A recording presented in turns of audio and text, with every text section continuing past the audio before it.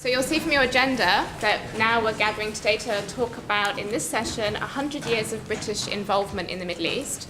So no small task in the time we have. What we want to be looking at now, moving forward from the conversation we've just had, is seeing how British involvement in the Middle East has evolved over time, what sort of interests have instigated its involvement and the way it has engaged with the Middle East and its leaders. And I'm joined with an esteemed panel. We have Sir Malcolm Rifkind. He's widely known as the former Foreign Secretary from 1995 to 1997. He's now also visiting fellow professor at King's College Department of War Studies. I'm also joined by Dr. Claire Spencer from Chatham House, Senior Fellow for Chatham House, focuses on the Middle East and North Africa. Yes, very Let's just slightly turn it. How is that? I always have problems with mics. That sounds much better, is that right? Do I need to repeat anything, or is everything good? Okay, great. And I also have Anton LaGuardia. He's from The Economist. He's Deputy Foreign Editor at The Economist. He's also widely known as the author of Holy Land, Unholy War. He's also written this year in May a special report for The Economist, marking the 50 years after the Six-Day War. So you'll agree with me that we have a good selection of experts here to talk to us about British involvement in the Middle East. I'll invite each one of them to give their opening remarks, and then we'll have a wider discussion, hopefully. And I'll try and be as draconian as I can with the timings as well. So if I could start off with Sir Malcolm, that would be lovely. Thank you very, very much indeed. Ladies and gentlemen, today we are discussing the extraordinary historic development which led to the creation of the State of Israel, but also some of the unfinished business which is also associated with the Balfour Declaration. I remember hearing that not so long ago an Israeli and a Palestinian together went to see God. And when they were in the presence of the Almighty, they said, "We are an Israeli and a Palestinian. We have come jointly to ask you, will there ever be peace between our two peoples and a resolution of our political differences?" And the Almighty apparently replied, "Yes, of course there will. I have no doubt about it, but it won't be in my time."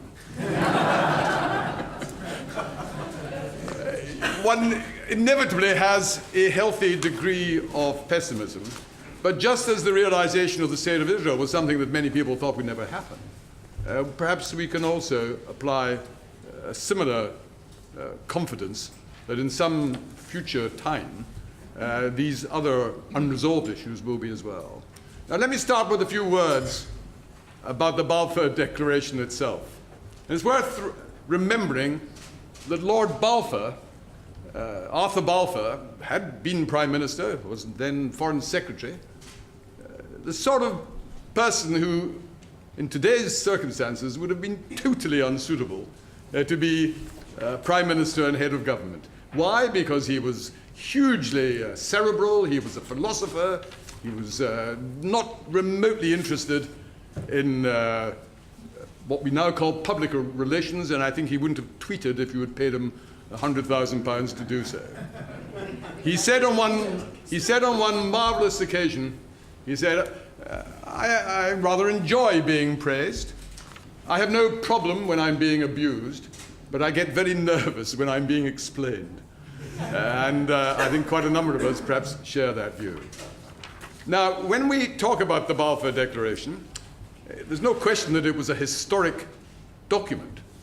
Chaim Weizmann, who's been referred to obviously today, he described it as the Magna Carta of Jewish liberation. What a marvelous phrase. And there's some justification for that. Many have speculated what was the motive behind the declaration, and there's no doubt that geopolitical interests were very much involved. The desire to influence American opinion, to take advantage of the fall of the Ottoman Empire, and all the other factors that have been referred to. The fact that there were these geopolitical implications does not mean that the whole world changed in relation to the Middle East as a whole. Simply from the date of the publication of the Balfour Declaration. It's worth remembering that something which was at least as significant in the history of the region, the Sykes-Picot Agreement, had already been signed a year before.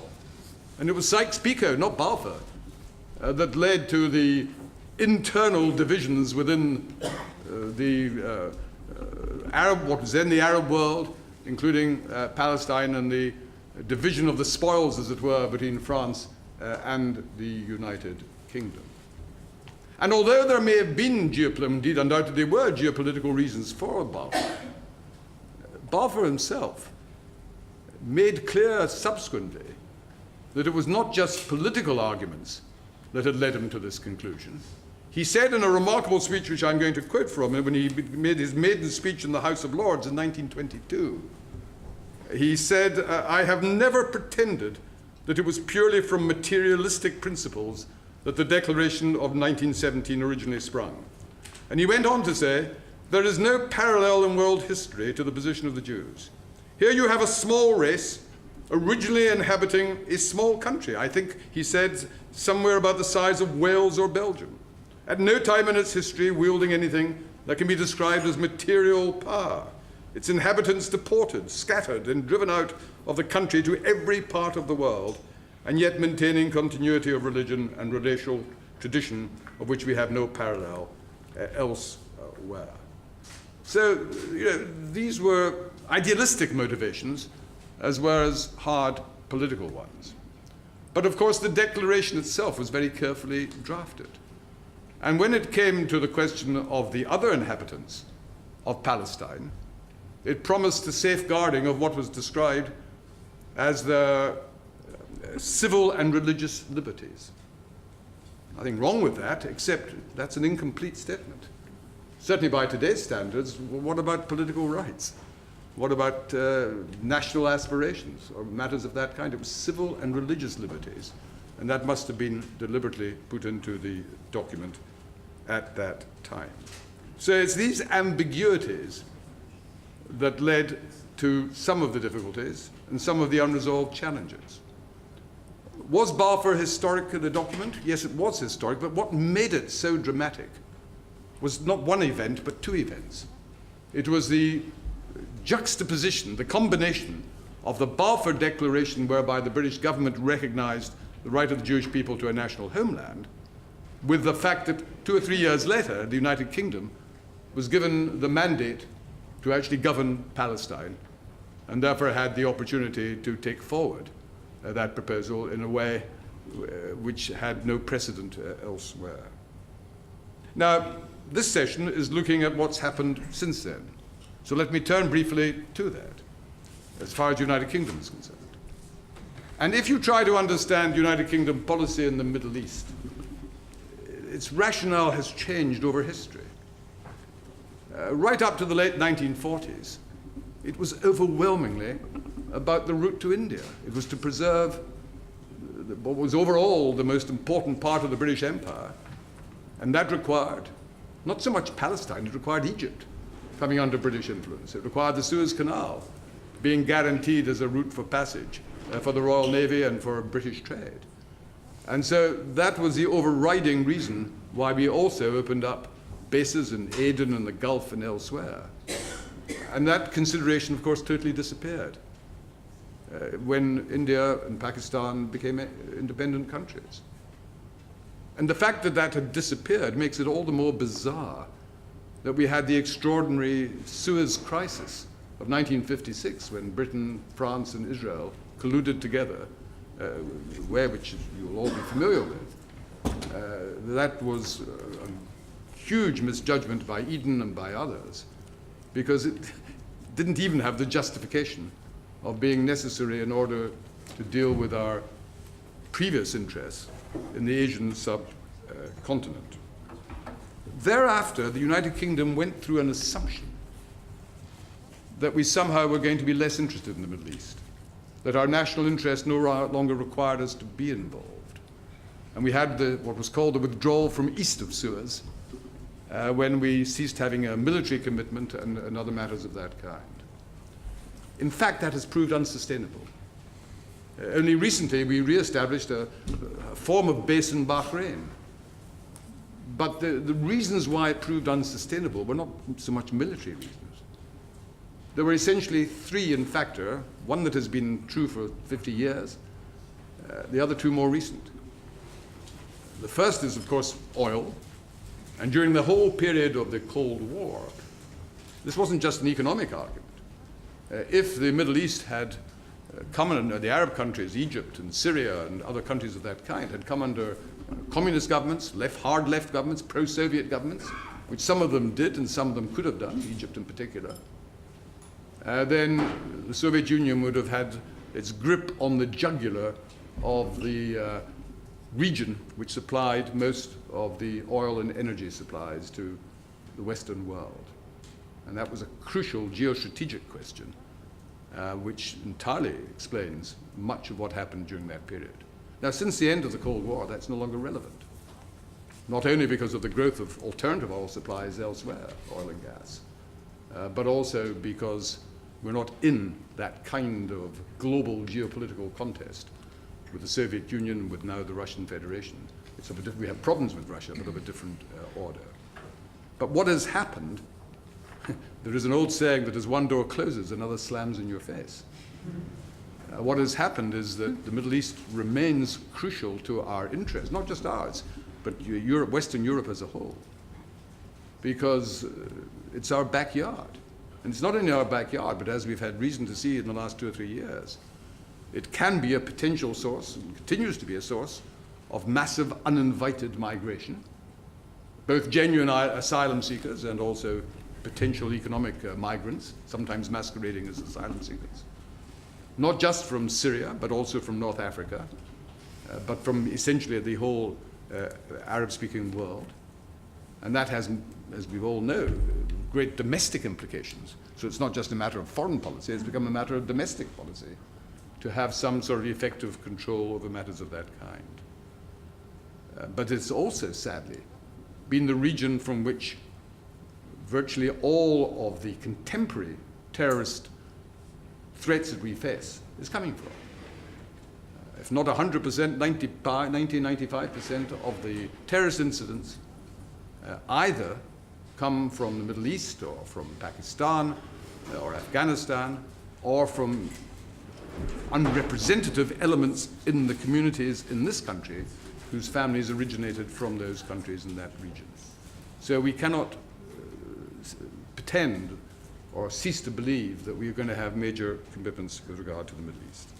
Now let me, as my final comments, these are just introductory comments, just say a brief word about Britain and the two-state solution. And I have perhaps a particular claim to be able to comment very, very briefly on that, because it fell to me as Foreign Secretary in the 1990s to commit the United Kingdom government for the first time, to formally commit the British government to support for a two-state solution. And we have seen the United Kingdom, whether Conservative or Labour governments, has never wavered from that commitment. And the only point I wanted to make is that, first of all, this wasn't a new idea. It goes back to the Peel Commission in 1937, which first said partition must be the way of resolving these problems.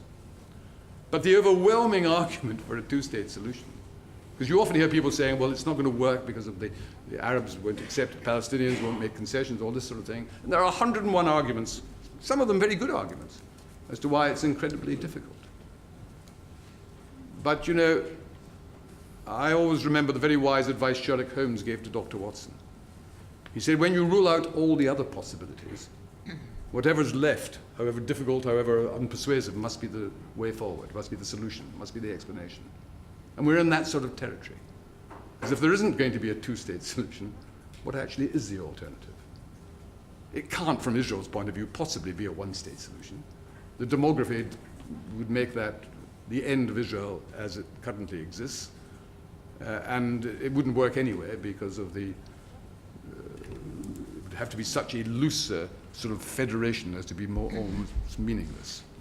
What disturbs me, and I don't want to pull my punches, what disturbs me is that I suspect the Israeli government, Mr. Netanyahu and his colleagues, essentially are happy to live with the status quo indefinitely, not just for a year or so, or 5 years or 10 years, but on an open-ended basis, because they have come to a view, step by step, facts on the ground can change, and Israel's position may be stronger, its territorial control may be able to be extended further in some form or fashion. I understand that law, but ultimately it is a course of disaster, because it is so contrary to the very principles and values in which Israel itself was created. You cannot, if you're a democratic country that believes in the rule of law, contemplate the permanent or semi-permanent occupation, in part a military occupation, of another people's land. You can do it for a fixed period of time during an emergency. You can do it as a prelude to a political solution that you're using every effort at your disposal to try and resolve. And you may not succeed. It may take longer than you anticipated. And Israel is entirely entitled to maintain complete control of security for such a duration. But I fear that this is more than that this is an open-ended strategy. Indeed, some Israeli people at the highest level will, at least in conversation, say, we can live with this indefinitely. It may go on for years. We'll just have to wait and see. I don't think that is a solution. And my very final point is this. I think some of these great problems in the world happen when, instead of just politicians, you have statesmen. It's what happened in South Africa. I lived in Southern Africa for a while. I never thought that we'd get rid of apartheid without some ghastly civil war in South Africa. And in fact, it required not one, but two statesmen, Nelson Mandela and F.W. de Klerk, both to not forget the past, but concentrate on the future, and they delivered their respective communities to, South Africa still has huge problems, but to the end of apartheid without bloodshed. Now, the Middle East, Israel and its neighbors have had such statesmen. Anwar Sadat, flying to Jerusalem to address the Knesset. King Hussein, who I got to know when I was in government, a remarkable man. And on the Israeli side, Yitzhak Rabin, Shimon Peres, others come to mind. I find it difficult to identify any at the moment on either side of the issue. So we must pray that statesmen emerge from the Palestinians, but also from the Israelis, who are prepared to take these huge decisions, which will never be able to be proven as 100% certain to work. You've got to take some risks, because otherwise you simply have an excuse for doing either very little or even worse, for doing nothing at all. Thank you very much.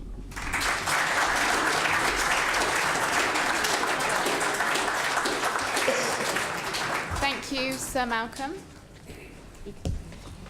I think we'll take on, he's obviously called on all the statesmen hiding and trying to get them emerging and helping us through the Middle East conflict. Let's have Dr. Claire Spencer now with her thoughts. Thank you very much. I'll do it from sitting down so that we save time. Yes. I'd like to start by thanking the organisers and our joint hosts here for the invitation to speak, since I have noticed that recently I spend most of my time here in this country chairing meetings and then being invited to go and speak in the Mediterranean and Middle East region, increasingly these days to explain Brexit to a very perplexed regional audience. They don't want to hear, which was the case at the beginning of my career, they don't want to hear from British experts about what they should be doing in the region or how they should be doing it. And it really shows, I think, in my lifetime how the role of the British in the Middle East has changed, not entirely for the worse, because those who would lament the lack of the power of a declaration such as that launched by Lord Balfour, 67 words that changed the world, if you like, that would never happen now. And I think in a recent piece that a long reflection on the Balfour Declaration that Ian Black, formerly of The Guardian, recently wrote, he actually said, imagine, let's not name names, but a foreign secretary of today writing something similar in 67 words and anyone taking it seriously or it getting close to being implemented. Now, my childhood was dominated by the fact that my mother grew up in India, and so that's, in a sense, let me off the hook a bit in the Middle East, because if anyone complains about the British Mandate period, I can say, sorry, my family were busy on the other side, as it were. But I do reflect on the questions of British responsibility and how the British should now reinvent themselves in a region where, in my career, and I work at a British foreign policy think tank, where my predecessor in the position, I was head of the Middle East program, which I turned into the Middle East and North Africa program for reasons I'll come on to, was an expert in UK policy towards the Middle East. My career, my trajectory has been very much that of a European. And I started life many moons ago with a thesis on the city of Tangier in Morocco, would you believe? It was an international zone in which French policy was as much interest, if not more interest, than the UK policy towards that region. But I concur with the comment that Professor Schneer made earlier about the perfidious Albion. That was definitely something that came through very clearly in the archives, that I saw, that the British would promise one thing on one side, promise something to somebody else, and then be the arbiter. It was a very clever divide and rule strategy to make sure that both sides were upset, and then the British came in and calmed the situation down. Very effective. It wasn't always entirely dishonest either. A lot of these things were in the aim of bringing an issue to the fore in order to resolve it. But my career has very much been in Euro-Mediterranean relations. In fact, I think I first came across Sir Malcolm when he was at the launch of the famous Euro-Mediterranean Partnership in Barcelona in 1995. And it always struck me that when I sat through meetings about what is the UK doing, I've always come at it with the assumption that the British are a player within a team. That if you read, and I just have, and I would recommend the most recent report from the House of Lords called, actually looking into the UK's role in the Middle East, it's called The Middle East Time for New Realism. And it really argues that we have to, in a sense, it doesn't say this explicitly, but rid ourselves of the kind of colonial baggage that has accompanied much of what the British have done in the region, and really look at it afresh and work out how to resolve the dilemma that faces us and faces the French, it faces the Germans, it faces the European Union, of how do you promote a normative agenda based on the rule of law and values and democracy at the same time as pursuing very concrete national interests. And if we look at the national interests, if you like, of Britain in the Middle East at the moment, this same report actually says the Middle East dominates the UK defence export market and is the largest regional importer of British defence services and equipment. In 2015, the most recent figures, the UK's defence exports to the Middle East constituted over 60% of the UK's 7.7 billion defence export market. And elsewhere in the report, we're reminded that about half of UK's gas supplies are now imported and nearly a third comes from Qatar. These are concrete national strategic interests which inevitably colour what the British can, or the British establishment can do and say with very real partners within the region. This is not necessarily a bad thing, but it does mean that I think more and more people are spotting the inherent dilemmas, that if you're promoting rule of law and human rights in one agency, and that tends to be DFID, or in the case of the UK's role within the European Union through funding lines and the cooperation between the European Commission and regional actors, you do see a lot of democracy promotion and reform of legal processes and training, if you like, of political parties.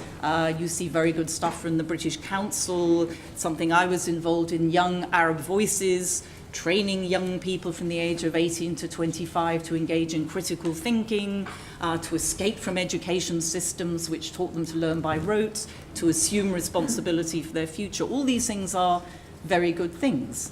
But the bottom line is that in an increasingly interconnected world, people in the region know what the role of the UK is. They can go on any website they like to see the kind of debate we're having about Brexit, even though they still don't understand it. How many of us do?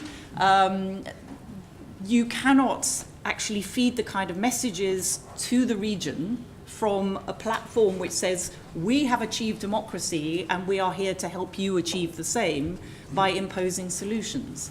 And if you think of the nadir in this respect, yes, we've heard about Suez, which really marked the end. I mean, the end of the British Empire in India was certainly in 1947 ahead of Suez, and India was the jewel in the crown. It was the rationale for many of these agreements. And I would say, just in parenthesis, in my experience, the key agreement in the research I was doing for my thesis was the Entente Cordiale, which basically was an agreement between the French and British, that the British, who until then had been the major trading partners with Morocco, actually gave up on their interest in Morocco to focus on Egypt, and the French in turn gave up their focus, except in Alexandria in the north, their focus on Egypt to focus more on North Africa. And as we see, the rest is history. And in my experience, the majority of experts on the Middle East assume that it starts at Egypt and goes east in this country.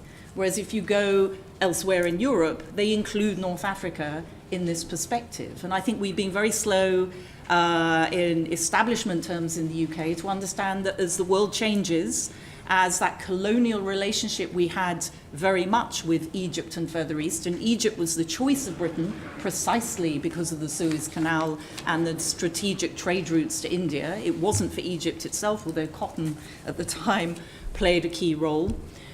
We have to understand that the world is changing, that over 50% of the populations of the Arab and Muslim Middle East now are under 30, that they are very well connected in terms of knowing what's going on.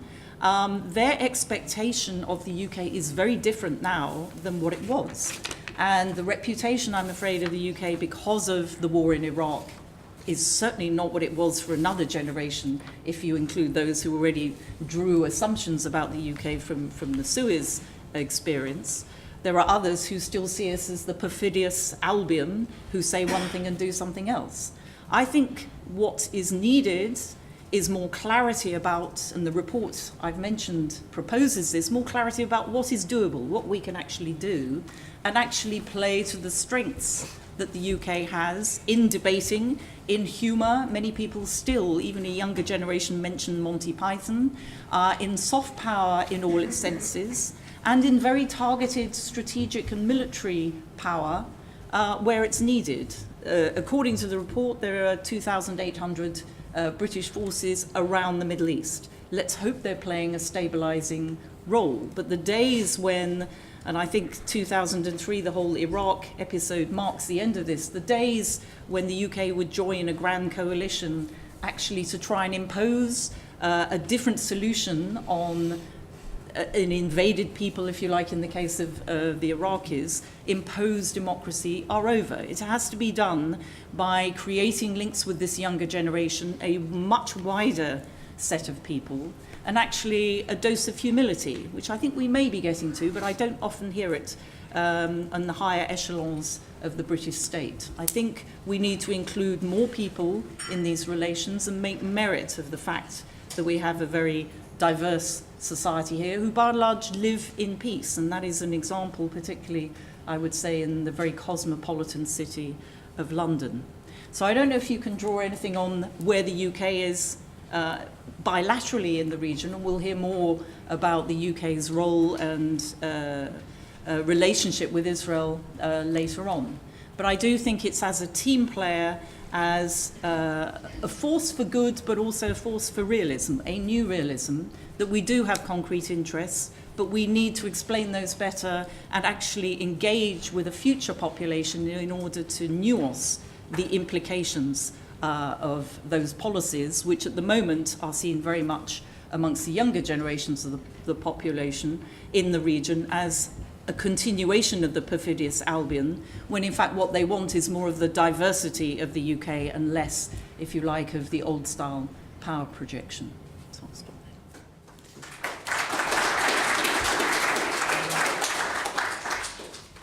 Thank you, Claire. Hopefully this will be a bit better with this mic, and I'll just pass this over to Anton.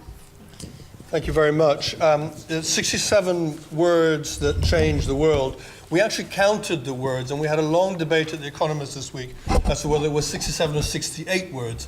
The key issue being whether non-Jewish should count as one or two words. What did you decide? We decided it was one word. It was a prefix rather than a word. As I came to the meeting and looking at the brief that James and the organizers at BICOM very kindly gave us, asking us to sort of contemplate the history of British-Israeli relations to the 1920s, I had sort of two immediate thoughts. One is, I haven't been around since the 1920s, although I have been kicking around the Middle East for quite a long time. And the other question is, does what Britain thinks matter? And so it's quite entertaining to go look at the history books to find out what the British mission to the Jews was up to, trying to convert Jews to Protestantism and so on. What did Balfour really want to do and so on. These days, frankly, Britain still matters. It has a seat at the Security Council. It's still a big country. It's a member of the G7. But I would say, in terms of determining what happens in the Middle East, Israeli policy is actually much more interesting to analyze and to examine. The UAE's policy is even more interesting to examine and to analyze, and I think they're much bigger players in what is happening on the region. So on that point, I would entirely support what Claire said. Let me just throw you a couple of sort of snapshots that illustrate how far British and Israeli relations have changed. When I started writing about the Middle East, a young junior British Foreign Office minister was seen upbraiding an Israeli soldier in Gaza.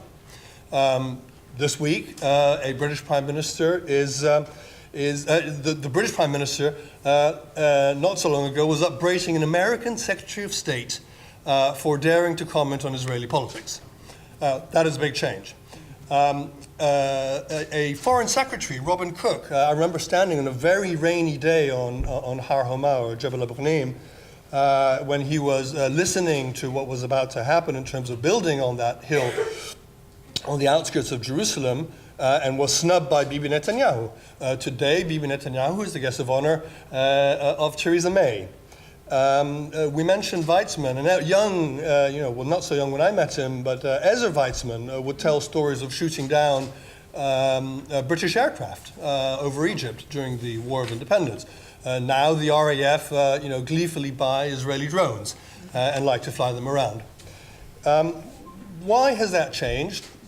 Lots of reasons that one can think of. It has partly to do with all sides have matured. Israel has become a much bigger economic player, so there's huge trade in technology. There's obviously great trade in defense. Exchanges in intelligence are very important. Someone like Theresa May would appreciate the intelligence that Israel is able to share. The fact that Britain is the subject of Islamist terrorist attacks, of suicide bombings, and other forms of attacks are all experiences that Israel went through, so it is natural to want to compare notes. The fact that Britain has special forces in the Middle East, as Claire mentioned, much reduced presence, nevertheless they're still there, they've got their hand in the mangle, it leads them to want to exchange views and to share notes with Israelis. And I think also, above all, Israel's position in the Middle East is normalizing. Arab states are either, like Egypt, very close to Israel in a way that, under Sisi, in a way that Mubarak never was. Gulf leaders have more or less, declared relations with Israel. The Palestinian cause across the Arab world has been more or less forgotten, at least by governments and regimes. And therefore, if Arab governments aren't going to make a big deal about Palestinians, why should Britain? So I think the situation is just very different to the way it was when I was covering there. As a correspondent, it was one of the big centers of foreign staff correspondence. Now, increasingly, Israel is covered by stringers for British and other Western papers. We used to joke that Jews is news. That was a sort of buzzword at the time. No longer, guys. We don't write about Israel so much anymore. I was there for a special report. We went to see the Prime Minister. Bibi Netanyahu says, why do you want to write about the Palestinians? Why are you going down that rabbit hole? Let me tell you what the real story is. The real story is Israeli high-tech, the fact that Arab states want to normalize relations with Israel, the fact that Israel's intelligence is second to none. This is the stuff that I should have been writing about on the 50th anniversary of the Six-Day War. And all that is true. If you go to Israel, it's very beguiling. Food is great. The occupation is all but forgotten. It is, doesn't intrude very much on daily life at the moment, anyway. Israeli settlers have all become winemakers. Everywhere you go, they're chateau this and chateau that. I mean, it's all quite bizarre. Israeli high tech is sort of mesmerizing. The stuff they come up with is quite astonishing. That said, there is a very large chunk of the Israeli economy which is not very productive, which is hidebound by, oligopolies and, sort of protectionism. The story isn't quite as resplendent as Israeli ministers would have you believe. Israel's PISA scores are actually low by comparison with other OECD standards, and that excludes the ultra-Orthodox from those tests because they don't actually take the Israeli curriculum. Nevertheless, it is a fantastic place. The food is good. You go down Ben Yehuda Street, you see Palestinians dancing the dabke down Ben Yehuda Street. For those who know it, it's in West Jerusalem, the heart of West Jerusalem. You would never have seen that in my time, and there were sort of Israelis dancing around with them. So on a social level, relations have become perhaps more cordial, particularly with Palestinians in East Jerusalem and with Israeli Arabs.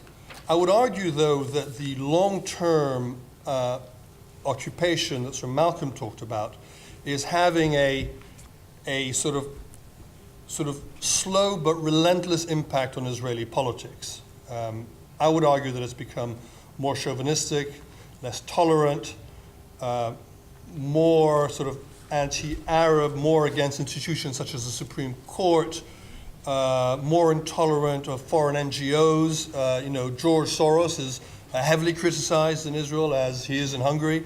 All of which are it's very hard to put your finger on it to say, this is, sort of Israel has changed. It's not that different to the way it was last week. But I think over the course of the weeks and the months, the politics feels sort of much more kind of ethno-nationalist, which I think is a worrying trend for Israel.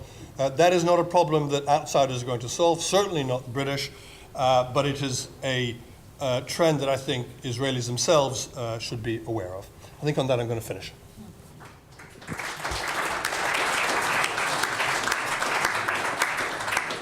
Thank you to all our panelists. In the spirit of trying to get some more dialogue from the audience, I'm going to go straight into Q&A, so please raise your hands. I'd also just ask you to briefly introduce yourself as well for the panel. So kick off. Please go ahead. Let's get a mic though.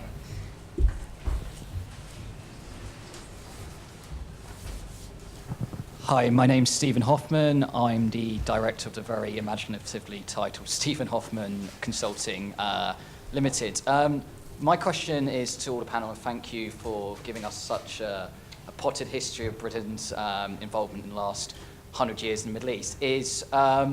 So we talked about what Britain can actually do, sort of soft power. And I was wondering, what does the panel think? There was a recent report by BICOM, I think it was endorsed by LFR, Labour Friends of Israel, and Conservative Friends of Israel, about doing more to fund coexistence projects, both in Israel and the Palestinian territories.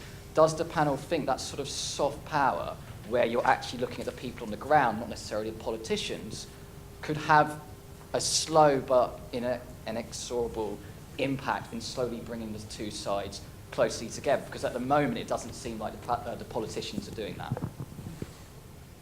Thank you. I'll take some more before we go to answers. Yes, please, gentlemen at the front. Thank you. My name is Elliot Heilpern. I'm an independent observer of the environment. I have a question for Sir Malcolm Rifkin. 2 points, if I may, please, and I'll try and explain them as simply as I can. Number one, we keep hearing about the term used, occupied territories. My view of this, and I have consulted a number of legal people on this, I'm sure you'll have a view, is that they're not really occupied, dare I suggest, they are disputed. Jordan took those territories during the War of Independence, and that they took the West Bank, and that was only recognized by Pakistan and good old Britain, and Egypt took Gaza. So no one's occupying anything.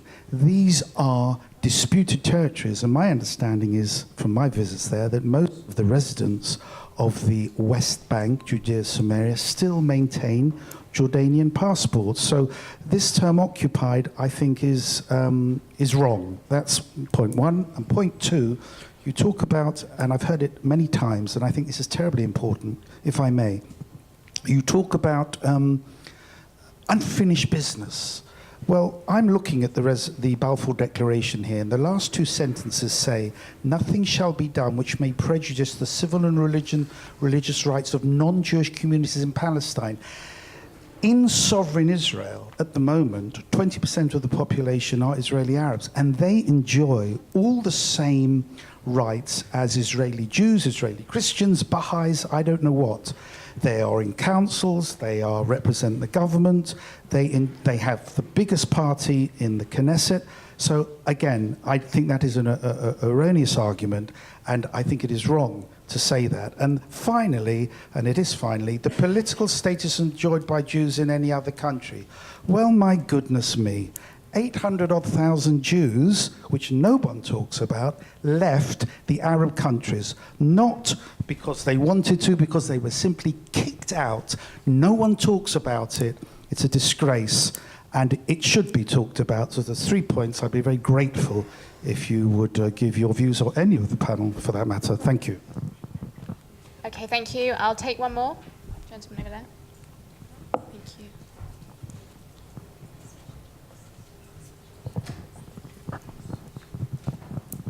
Jonathan Davis, Liberal Democrat, Friends of Israel. The EU is one of the quartet. Britain isn't. What effect do the panel think Brexit is going to have on Britain's influence in the Middle East? Oh, thank you for a very concise question. Actually, I'll add one more question from the lady standing, please. Sorry, you're getting a lot of exercise running between them.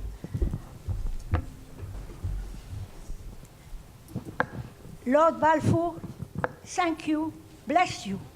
You are the best friend of Moshe Rabbeinu and David HaMelech.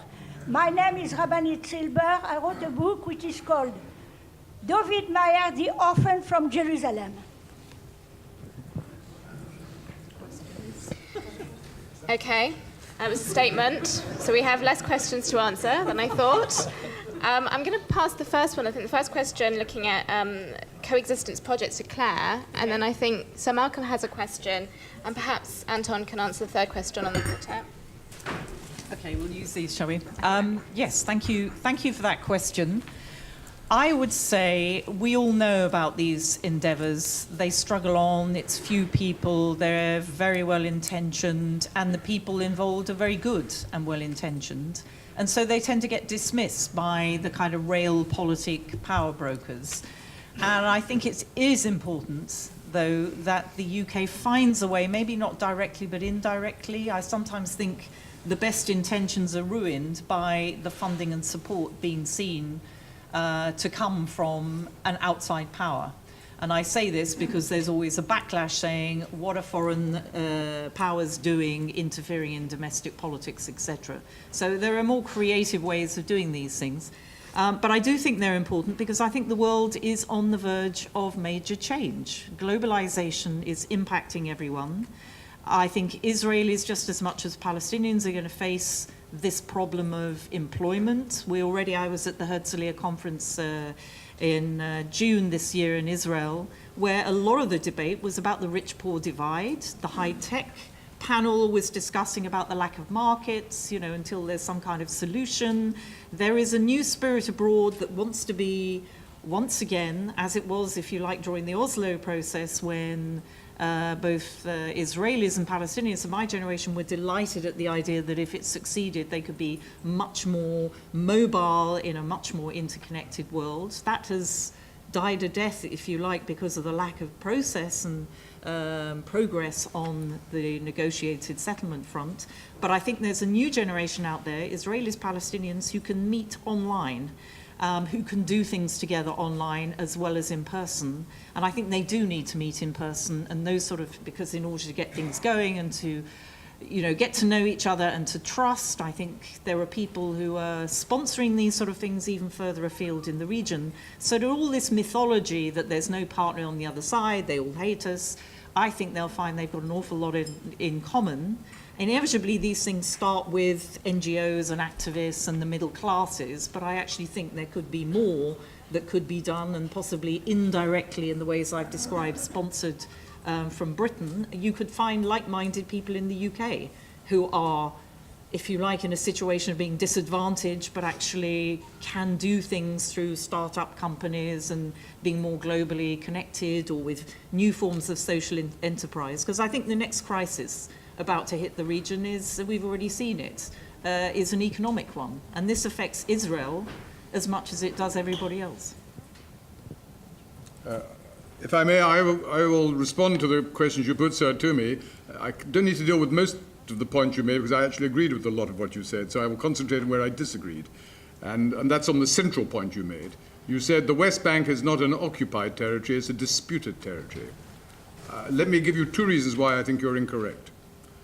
First of all, think of Crimea. Crimea is a disputed territory because it was part of Ukraine, and it was not only occupied by Russia, it was annexed by Russia, who claims it is now part of the Russian Federation. That is a disputed territory. It's a dispute that may not be resolved for many, many years. The Israeli government does not, it annexed East Jerusalem. It has made no attempt, it has no claim to annex the whole of the West Bank. It does not say this is now part of Israel and is going to be treated as such permanently. I'm very relieved it hasn't done, but that is a fact. So it is not a disputed territory, because Israel does not claim that the West Bank is its own territory.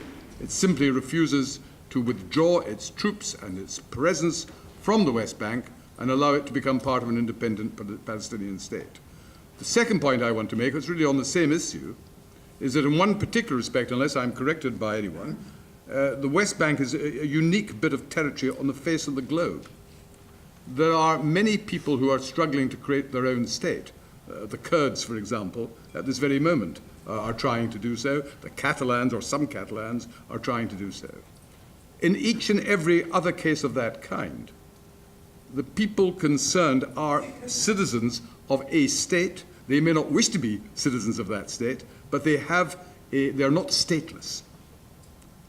The West Bank is the exception. There may be some West Bank people who are Jordanian citizens, I have no doubt about it. That doesn't really deal with the point. The vast majority on the West Bank are not Jordanian citizens, certainly do not consider themselves to be Jordanian citizens, but nor are they, in any real legal sense, as citizens of a state. Although they like to think of Palestine having declared itself as a state, it's no more a state at the moment than Catalonia was when a resolution was passed to that effect a couple of weeks ago. So you are dealing with something which is unique. You're dealing with quite a large bit of territory, which is not part of any state in the world, in the real sense, and is occupied by the Israeli government in any material sense because of its military presence, which has continued now for half a century. So I think there is a unique problem, and there is only one solution to it, which is the creation of a second state. How that is done requires, as I mentioned earlier, statesmanship on both sides.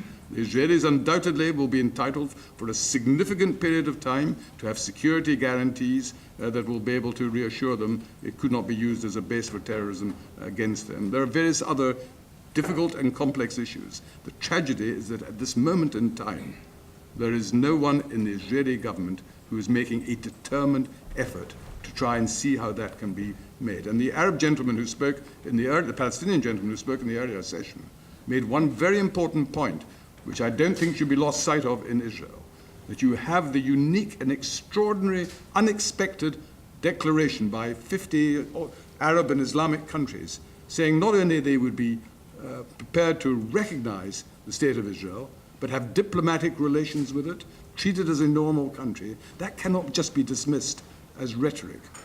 If it's thought it's only rhetoric, it should be tested by the Israeli government to find out how real that is. I remember speaking to a very, very senior Saudi 3-4 years ago, and I put that question to him in private conversation. I said, tell me, you say that there would be peace if the Israelis allow a Palestinian state to emerge.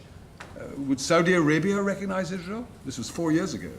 Very senior member of the royal family. And he said, yes, we would. I said, does that mean having an ambassador in Jerusalem or wherever? He said, yes, it would. And he said it wouldn't just be what Mubarak did with Egypt, where it was a cold peace. It would be normalization of relations. Now, I'm not naive. I know speeches are one thing, delivery is another. But for that not to be wholly tested by the Israeli government and seen as and declared as a dramatic step forward compared to the previous 50 years, I think is missing a historic opportunity.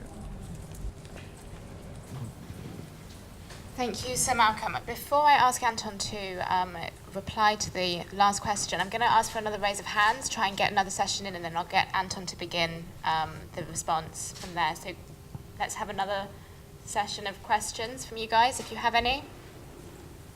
Or have you all got the answers already? Wow, that's pretty impressive. Okay, let's get Anton. Right, gentleman over there, let's squeeze that in. Michael Reich.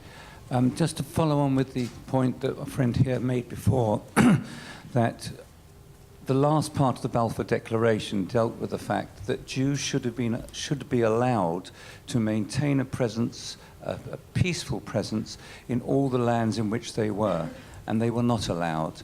And if that was partly, I think, aimed at the Arab countries at that time. Now, if we talk about a future settlement, we have the problem that in the territories there are 500,000 Jews at the present time. And to be perfectly honest, I think it's totally impossible for those Jews to leave those premises. So the only way that there could be a settlement would be if Jews would be allowed to stay within the Palestinian territories. But at this moment in time, that is not part of an agreement that any of the Palestinians are prepared to accept. Would anybody like to discuss that point further, please? Thank you. Thank you. Is there anyone else who have questions before I move over to Anton? Raise your hands or forever hold your peace. All right, thanks, Anton. Thank you, Emma. I think you should be answering the question about the quartet, given that you work for Tony Blair. My feeling is that the quartet doesn't really matter very much. It's a bit of window dressing that, a bit like sort of military coalitions. Everyone else is there to kind of fly the flag alongside the Americans, and what really matters is what the Americans do. So if the Americans in the quartet, decide that they're going to push for something, it matters much more. If they decide they're not going to push for something, then the quartet can, spend its time talking and not achieve very much. Not to say that at the margins they don't make a difference, but it's hard to believe the quartet is what is going to solve this. I just want to say just a couple of things on coexistence, if I may jump in on that question. There's an awful lot of people who go away from the troubled land, the Holy Land, to meet abroad, and they get on like a house on fire, especially if they happen to run into, they like the same food, they might even like the same music, they know some of the same places, but when they go home, they go through different bits of the airport, possibly, and then they go to different bits of the country, and one goes to Israel, and one has to go across the security barrier to go to the West Bank. If they come from there. So, you're confronted immediately with the reality on the ground. As Palestinians say, they always discover their identity when they travel and at checkpoints. I don't want to get into the semantic question of occupation or disputed. I mean, just cross the Kalanja checkpoint. It's two different worlds. One is Israel and one is something else, and that something else is under the control of Israeli military forces. And is just a completely different universe, and it's astonishing how it just changes from one side to the other of the barrier. And the semantic problem doesn't solve the reality, which is that there's a very large number of Palestinians on the other side of that barrier whose status is indeterminate, let's say. And if you count up all the Jews and all the Palestinians, and all the Jews or all the Arabs, between the river and the sea, the number is roughly equal now.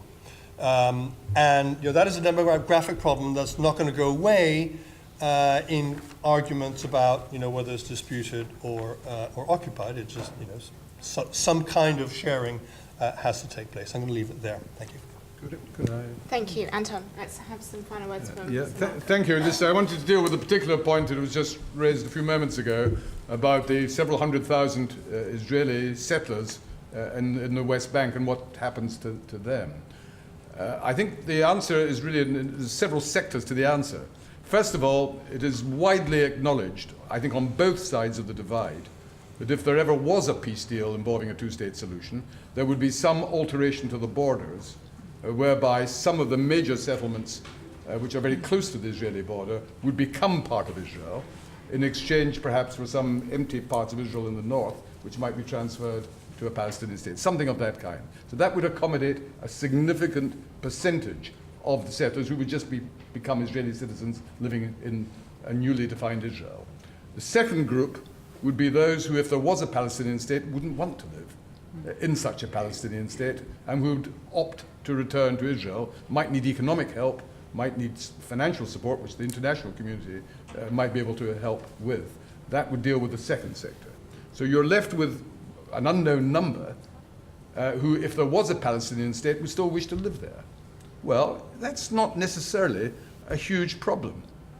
We were hearing earlier, 20% of Israelis are Israeli Arabs. They're not Jewish. They are citizens of Israel. They are a minority, but they have full political rights.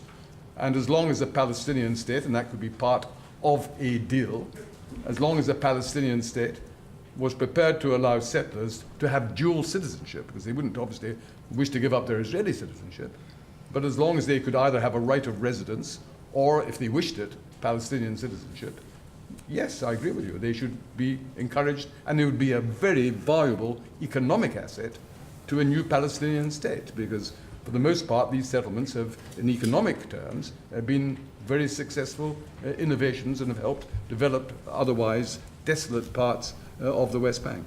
So there are answers. I'm not suggesting they're easy answers, but they're there to be explored and to be delivered if the political will is there to try and do so. Well, Sir Malcolm has said more or less what I wanted to say. The main point is, would people actually, the Jewish population in the West Bank, would they want to stay there?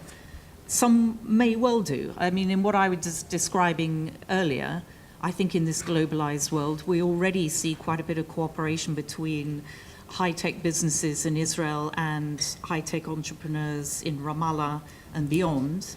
So there are already links in that sphere on business grounds. They're not sitting around discussing politics. They're actually thinking about job creation for themselves and the wider population and boosting the economy. There could be more of that in future. So I think with a different generation, there will be more mobility across borders, but those borders have to be there. Those two states have to be established so everyone knows where they are. Otherwise, we're left forever in this limbo land that Anton has described. Thank you, everybody. I'm conscious that I'm coming between you and your lunch, so we are actually on time, so that's really good news. So if everyone's happy and we've been as comprehensive as we can, then let's break away for some food. Thank you very much.